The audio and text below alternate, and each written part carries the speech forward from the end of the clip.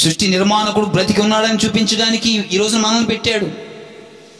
సృష్టి నిర్మాణంలో ఆయనతో ఉండగలిగిన వాడు ఆ నిత్య రాజ్యంలో ఒకవేళ స్వర్గమే అని నువ్వు అనుకున్నా, నేను అనుకున్నది పరలోకమని నా భాషలో నేనన్నా, నీ భాషలో అలో వింటున్న వాళ్ళరా, మీ భాషలో మీరు స్వర్గం అన్నా, నా భాషలో పరలోకం అన్నా, నీవు ఆ స్థానానికి వెళ్ళాలంటే నీతిలో ఉంటేనే వెళ్తావు. ఈ భూమి మీద న్యాయం చేస్తేనే వెళ్తావు ఆ నీతి గల ఆ పరలోకానికి. ఆ నీతిని చేయాలంటే నువ్వేం చేయాలా? మొదట అంటున్నాడు సాత్వికులై ఉండాలా. సాత్వికం అంటే ఏంటి? మనకు ఒక ఆయన జ్ఞాపకం వస్తాడు సాత్వికుడు అనగానే. ఎవరైనా మోషేకి జ్ఞాపకం వస్తారు. ఒక రాజ్యానికి ఎవడైనా వెళ్ళాలంటే, ఈ మాట జాగ్రత్తగా ఒక సవాల్గా మీకు ఈ రాత్రి చెప్పాలనుకుంటున్నాను, ఎవడేమనుకున్నా పర్వాలేదు. ఏ రోజు భక్తి కోసం ప్రాణాలను పెట్టాలనుకున్నా, భక్తి కోసం నువ్వు పోరాడాలనుకున్నా, దేవుడు నా దేవుడు గొప్పవాడని నీవు అనాలని నీవు అరుస్తున్నా కరుస్తున్నా, ఏ పోరాటంలో నీవు ఉన్నా, మొదట అరిసేవాడైనా కరిసేవాడైనా ఈరోజు పోరాటం చేసేవాడు సాత్వికం ఉండి తీరాలా. సాత్వికం లేకుండా నా దేవుడు గొప్పవాడని నేను బ్రతికినా అరిసినా వేస్ట్. అది ఏ భక్తి అయినా కావచ్చు.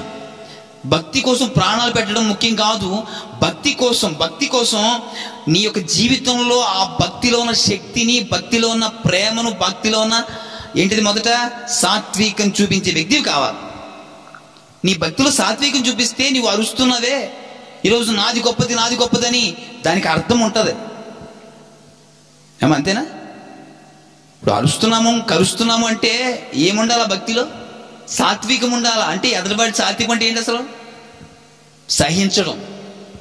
మోషే ఎందుకు సహించాడు? ఇశ్రాయేల్ ప్రజలు నడిపించడంలో వాళ్ళు వెళ్ళవలసిన ప్రయాణం అంతా ఎన్ని సంవత్సరాలు? అది 40 సంవత్సరాలండి.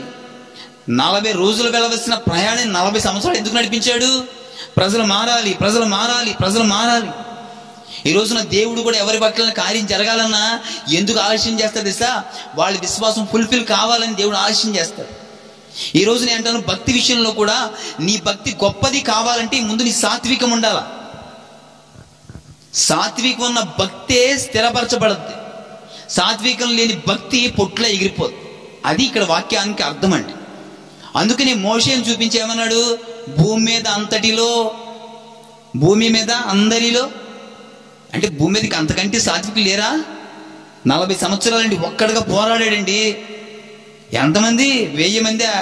ఈరోజు మనం సాత్వికంగా మన కుటుంబంలో 2 పిల్లలు ఉంటేనే పోషించుకోలేకపోతున్నాం, వాళ్ళతో పడలేకపోతున్నాం, అరగలేకపోతున్నాం పొద్దున్నుంచి సాయంత్రంలో. ఏమండి?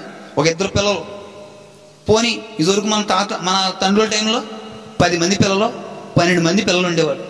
వాళ్ళు ఎలా పెంచేవాళ్ళు?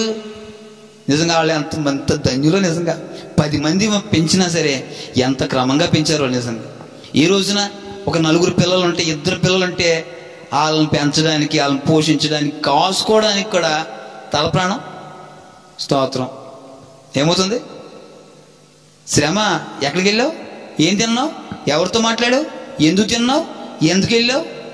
ఇవన్నీ కాచుకుని ఏమవుతుంది? సాత్వికం ఉంటుందా? ఏమవుతుంది? దానికి వ్యతిరేకం గందరగోళం. మరి ఈయన ఎంతమంది నడిపిస్తున్నాడండి మోషే గారు? లక్షల మంది ప్రజలనండి. లక్షల మంది ప్రజల్ని ఇగో నా దగ్గర ఆహారం ముందు వచ్చేయమని చెప్పలేదు.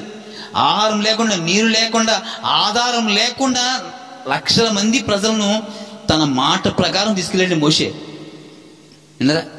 ఈ రోజు కుటుంబంలో అన్ని పెట్టి తిండి పెట్టి బట్ట పెట్టి అమ్మ ఇలా నేడిచ్చి అమ్మ మనం బ్రతుకుదామంటే పిల్లలు మనల్ని ఎలా చేస్తున్నారు? ఇప్పుడు 30 తిప్పలు పెట్టేసి 3 చెరువులు నీళ్ళు తాగించేస్తున్నారు. మరి అంతమంది ఆహారం పెట్టలేదు, నడిపిస్తున్నా ఆయన. ఆహారం చేత్తో పట్టుకెళ్తున్నాడా మోషే గారు? లేదు. నీళ్లు చేత్తో పట్టుకెళ్తున్నాడా? లేదు. నివాసం ఇంకో పలానా చోట నివాసాలు వేయించానని అక్కడ తీసుకెళ్ళాడా? లేదు. ఏ ఆధారము లేకుండానే ఎంత సహనం ఉంటే, ఎంత సాత్వికం ఉంటే మోషే ఆ మాట వచ్చిందండి దేవుని నోట నుంచి. ఒకసారి ఆలోచించండి. లక్షల మంది ప్రజలు నడిపిస్తున్నప్పుడు ఎంత సాత్వికం ఉంటేనే వాళ్ళు కానానికి తీసుకెళ్ళగలిగాడండి. సముద్రం 2 పాయలు చేయగలిగాడండి. ఆరిన నేల మీద నడిపించగలిగాడండి. ఆకలి వేస్తుందయ్యా, అయ్యా రోజు ఇదే మా నాన్న సబీసారం లేదేనా? పూరేళ్ళు కురిపించాడండి. అయ్యా నీళ్ళు లేదు, బండ్ల నుంచి నీళ్ళు తెప్పించాడండి. ఎలాగా? సాత్వికుడు ప్రార్థన చేస్తే దేవుడు దిగి వస్తాడండి. ఆమేన్. సాత్వికుడు ప్రార్థన చేస్తే ఎండిన నేల కూడా సెలయేరులు పారే నదిగా మారిపోద్దండి. ఆమేన్. సాత్వికుడు ప్రార్థన చేస్తే పారుతున్న సెలయేరులు కూడా ఆ నది, ఆ సముద్రం కూడా గోడవలే మారిపోతుందండి. ఆమేన్. అది సాత్విక లక్షణం. భక్తి చేసేవాడికి సాత్వికం ఉంటేనే నీ భక్తి గొప్పదరా బాబు. నా ప్రియ సహోదరి సహోదరా, మన ప్రేమలో మన భక్తిలో సాత్వికం ఉండాలా. సాత్వికం అంటే ఓర్చుకోవాలా, గెలవడానికి మార్గం ఎత్తకాలా, దేవుని కొరకు బ్రతకడం నేర్చుకోవాలా. మనుషుల కోసం కాదు బ్రతకడం, దేవుని కొరకు. సాత్వికం అంటే ఓర్చుకోవడం, గెలవడానికి ఆ కార్యం ఉంటేనే సాత్వికం. అందుకే ఆ జపన్య గ్రంథంలో రాయబడుతున్న మొదటి మాట, సాత్వికుడు